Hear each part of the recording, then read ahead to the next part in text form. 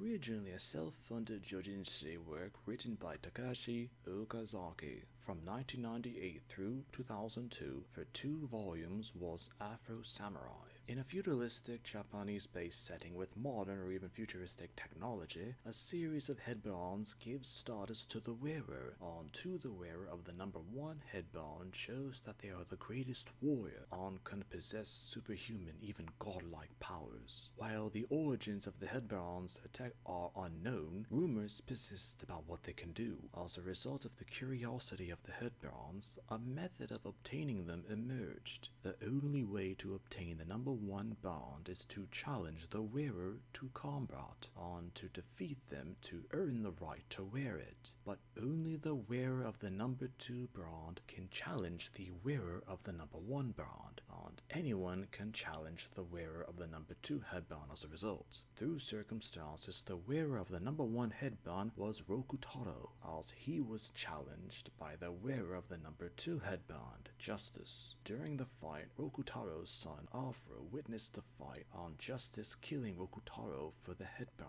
Heartbroken at the loss of his father, Afro later swears revenge. A number of years later, Afro later wears the number 2 band and kills a number of would-be people desiring the number 2 headband. Details further hint that he later confronts Jino, a childhood friend, as the both of them studied under a particular martial arts master who was the previous wearer of the number 2 band, before Afro killed him to take the band for his own use. Eventually defeating Jino, Afro later tracks down and confronts Justice. He later tells Afro that there are other headbands, and seeks to own all of them to bring peace and order to the world. Justice also held in possession the corpses of the previous wearers of the headbands, as Afro later kills him to take the number 1 headband. While becoming the number 1 headband wearer, Jino takes all of the other headbands from Justice and returns to confront Afro once more. From information now known, Takashi Okazaki had a respect for African American and black culture, being hip-hop and soul music from the United States. He also came up with ideas for what would later become Afro Samurai from American depictions of Japan, originally making a story and depiction of an African samurai based on the partially historical figure of Yasuke from Japanese history. The concept later became that of Afro Samurai.